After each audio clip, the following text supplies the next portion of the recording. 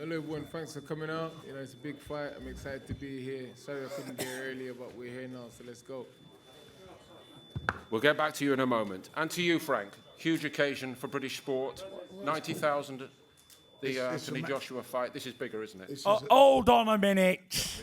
Where is Sugar Hill's chair? Come on, Sugar. Yeah, have mine if you want, mate. No, grab him a chair. Sugar Hill. Come on. Sugar Hill steward. Come and join us, please. Sit down, brother. Come on. Thank you, Tyson. All right, I'll sit down on this little chair here. Welcome, Sugar Hill. Thank you. Thank you, guys. Appreciate it. Frank, over to you. It's, well, listen, it's a European record for a fight. 94,000 tickets sold out. It's going to be a fantastic night. There's no doubt about that. You got, for me, the heavyweight of his generation, best heavyweight of his generation, lineal champion, WBC champion, ring belt champion, against a young man over there in Dillian, who's, how long have you been waiting for now, Dillian, this fight? 1,700 days? I don't know. It's been so long I forgot. Yeah, 34 years he's been waiting for this Late fight. 2017. He's got the fight, and we know he's in great shape, great condition. We've looked at some of the footage and seen how much how hard he's trained. But he's got to train hard when you're fighting a guy like Tyson Fury, because Tyson's trained hard. And we've had quite a few conversations over the last few weeks, and certainly the most recent one a couple of days ago. And he said to me, it's the best training camp he's ever had. And that's a testament to Sugar Hill and the preparation of all the team to get him where he's at. So you've got both these guys in tip-top fighting condition. So what you're going to get on the night, a great fight.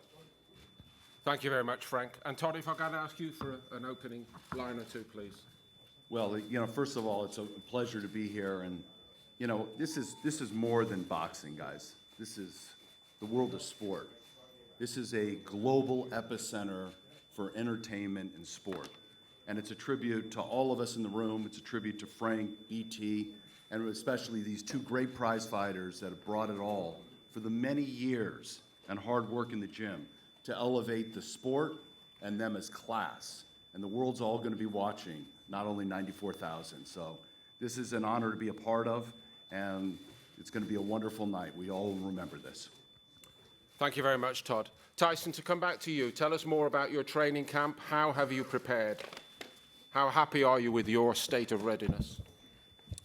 Yeah, I'm training good. Training went well. I started training in about January for this fight. Had a good, how long did we do together, Sugar? 6, 7 weeks or something? 7 weeks together, 6 weeks training, 1 week rest. We've had a great preparation, you know. There's never any complaints from me. We always do what we can do in training camps and, you know, do the best we can do on the night, and that's it. I'm sure Dillian's had a great training camp as well, and he's a good fighting man. And fans are in for a real treat. 94,000 people. They're going to see a good tear-up. I know Dillian. I know him personally, and he knows me, and we're going to rock and roll on the night. We're ready to throw down and treat us all to a hell of a barnstormer. Don't worry about that. And Tyson, you know, we've had this amazing journey with you, largely in the United States for the last 3 years. How have you enjoyed the experience of building up to a world title defense back at home? It's been absolutely fantastic, you know.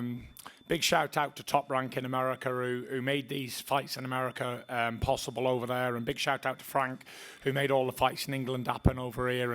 And it's been an amazing journey, you know, from where I started all those years ago to the ups and downs and being away from boxing and being fat as fuck, 28 stone, to coming back, being mentally ill, for druggie, an alcoholic, all the rest of the stuff that I'm not ashamed of. It's a part of who I am. To coming back, to getting back to top of the world and having 3 big fights with old Deontay over there, and now being back in England after all these years, 4 years away, and now I'm fighting me old pal Dillian Whyte back at home in England for all the glory and all the belts. And who'd have thought it, you know? We probably didn't think, me and him didn't think we'd be doing 90,000 people at Wembley. You got Mr. Golden Bollocks, haven't you? He's been stopped by a middleweight. And that's it. Where is he now? You know, we're here, we're representing, and we're going to put on a good show, you know. It's been a great journey. And we're looking forward to an awesome, memorable night. You know, this is breaks all records. This is break all records, Frank. This is the highest capacity ever at Wembley, is it? Highest in Europe. In Europe. And it's the highest grossing event of any single day event of any event at Wembley. Well, there we go then. So, for an old boxing match against two old boys who people wrote off all their careers, we ain't done bad, have we? It's definitely an exciting time for me, and Frank's done an amazing job with the promotion and all that. And look at this turnout of all these people here, and they've all come to support and show the thing. And I just want to say massive thank you to every person who spent their hard-earned money on a ticket, who's going to watch on a pay-per-view, whether it's in America or England. It all takes earning, and I respect every person who tunes in on the night. That's it. Thank you. Terrific, Tyson. Thank you very much indeed. Spoken like a champion.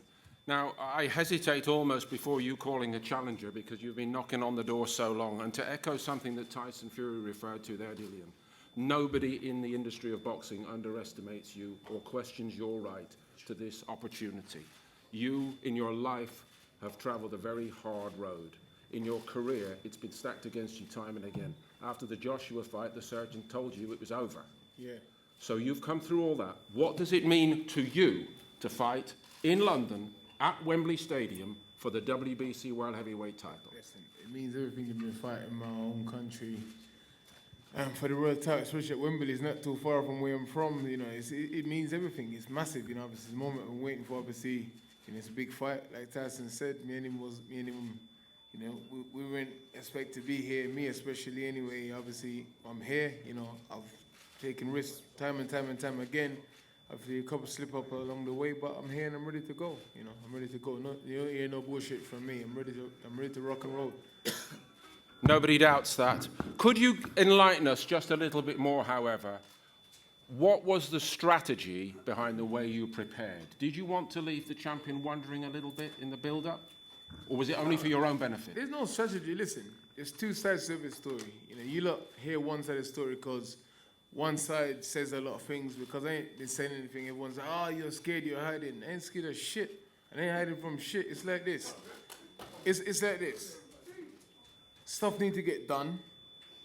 Obviously, the fight was signed, but there's other things that's happening behind the scene. Obviously, things been started. And obviously, we and Frank come together, which, you know, obviously, credit due to him. Obviously, my team, we've been trying to pick up the phone for a long time and get stuff done. I hear people talking shit, like Gareth Davis saying I should be fine for not turning up to a press conference. I'm like, bro, you've been on box a long time. Don't be stupid. You've been in the game. You understand how these things work. There's two sides. Everyone needs to come to an agreement. You understand? And if the agreement doesn't reach, then I'm not going to fly all the way from Portugal, waste 2 days traveling, doing this, doing that. What for? I'm training for the biggest fight of my life. Obviously, Tyson Fury, you know, you need to concentrate. You need to focus on training, not flipping, wasting time and flying. If things is done and I'm happy and it's worth it, then I'll do it. I'm not doing anything if it's not worth it. And you feel me? It's simple as that. Point taken. So how do you win, and what have you been working on in that camp that was quite difficult to get access to? You see Saturday night, man. You know, no point in me sitting there saying it's one of those fights where I've been working being adaptable. Because those fights where I'm gonna have to adapt constantly. You understand? I'm gonna have to adapt, make smart decisions when I need to do what and how I need to do it and how I need to approach what I'm doing. So that's it. There's no strategy here. That's it. Just need to just go and do my thing. Do you feel the way you came back in that second fight against Povetkin has readied you for this? Listen, that's just a fight. That's just a boxing fight. I've been, you know, that was nothing. I lost to Povetkin. I have little people saying, "Oh, you're finished. You're gonna lose again. Don't fight him again." I was like, "Shut the fuck up." I was like, "Listen, I know exactly what I did. I know what I need to do." I was ready to fight Povetkin 2 months after the loss, and then lots of things happened. He said he had COVID. He got sick, and this and the other. Like, but listen, I don't care. Win, lose or draw, I always come to fight. I don't care. I come to fight, and that's what I do. That's taken. I have to apologise for the occasional language, of course. But, Dillian, to refer again to the struggle you have had, you've been trying so very hard for so very long to climb to the very top of the mountain. That's what she said. Sorry, no, I joke. No, go on. Hopefully you'll make your own people very happy on Saturday night. But in order for that to happen, you've got to win this fight. And with the fight comes the mantle that this man here has taken on in a fashion that has inspired so many people who are not even interested in sport. Are you ready to be the WBC World Heavyweight Champion with everything that that means? Somebody you'd remember from your youth, Gary Mason, used to say, the heavyweight champion of the world carries the fighting spirit and the fighting hopes of all the people of the world. Do you believe you're ready to do that? We won't know until we get there, man. You know, I'm not one to sit down here and bullshit. Yeah, I'm ready for this. I knew I was doing this and this and that. I take every day as it comes, because with my life story, every day for me is a blessing. You know, I don't say, oh, I'm gonna be this, I'm gonna be that. I knew I was gonna be a champion. No. I take every day I wake up as a blessing, because my life has been tough, and it still ain't. It got a little bit easier now, but you know, still about every day, man. And I always remember where I come from, what I've been through. So when we get there, we'll see. You know, I'm not one to say, oh, I'm going to do this, and then when I get there, it's something else. Win the belt, and then we'll see. But I'll try my best and adapt, you know, and do the best I can do as world champion. Thank you very much, Dillian. What does he offer, champ? He's a good fighter, Dylan Whyte. He's a good, strong, solid man. He's big, he's strong, he's tough, he's game. He's got a good punch on him. He's got good power. He's knocked out a lot of men. He's had a good learning career as well. He's got a lot of experience in the fight game. He was also a kickboxer and an MMA man as well. So he's definitely a man that needs a lot of respect, and that's why I've given him all his training camp. I've had everything possibly I can do to train for this. I've done. So I haven't left any stones unturned. I haven't not trained as hard as I would have done for anybody else. I've trained as hard for Dillian as I have for Wilder or anybody else, or Klitschko or anybody. So he'll be fighting the best Tyson Fury. I'm in great shape. I've had good sparring. I've had good food. I've drank my water. I've had my vitamins. I've had everything. So there's no excuses from me. I'm injury free, and that's it. He's fighting the best version of Tyson Fury, and that's it. Fantastic. We know that you sparred together. It's many years ago. Yep. Does it have relevance? And I'll ask you that question first, Tyson, if I may. Not really. I think I touched this last night with Coogan. When we sparred years ago, I think it was about 2011, 12, whatever. Sparring is sparring, you know. I think I was preparing for David A. I could have been preparing for Klitschko. I can't really remember if it was 15 or 13. And Dillian came in and he did his job along with the rest of the guys who was there, helping me prepare for a fight. You know what I mean? It's not about, oh, I beat him up in a spar or he beat me up in a spar. We was there working together, and we were good friends together. We went out for a drink. We ate together. We slept together.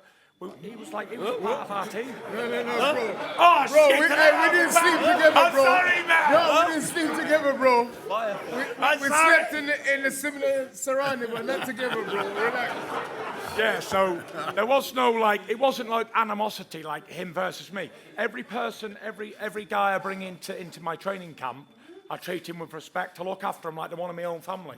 I don't disrespect anybody. Any of these training partners who ever come, I never disrespect them. I treat them like my own family. I look after them as best as I can. I pay them what I can afford, and that's it, you know. So the sparring is a sparring. We both helped each other out along the way, and that's it. I don't think you can go on what happened 10 years ago. God's sake, 10 years ago, how old would I have been? 24? He'd have been 24 as well, yes. The same age. So we're different men today. It's different versions. He's a lot improved, and so am I. So I think everybody is underestimating how good of a fight this is going to be. I see these odds and things, and I just laugh at them because they're obviously coming from people who don't know boxing. There's like 7-1, 10-1 odds. This is a heavyweight boxing fight. Anybody can win with one punch, and it's good night Vienna. So if I'm not on my A game, then that man's going to knock my head right off my shoulders. So I'm going to have to be preparing good, and which I have, and I'm going to have to be on form to beat him. And so is he going to have to perform at his best to beat me. So I think we're in for a real treat on Saturday night, and it's coming quite quickly. Indeed it is. Thank you very much, Tyson. On that last point, back to you, Dillian, if I may. I think a lot of people, including Sugar Hill, has actually pointed this out. There have been so many technical improvements from you along the way, and everybody in boxing knows you are a devastating puncher when you get your moment. But 12 hard rounds at the pace that this man can fight at, can you do 12 hard rounds like that?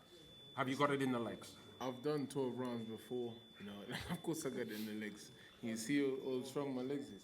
Of course I got it in the legs, listen. it's a different challenge. You know, like it's a challenge. I must be in my A game. I'm have to work, but you know, we've worked hard in the gym. You know, and I believe in myself. And listen, I'm willing to do whatever it takes, man. You know, I'm that kind of fighter where whatever I gotta do, I will do. You know, anything, any victory by any means necessary, I'll do that. You know, and I'm not scared to take risks. I've taken risks my whole life, so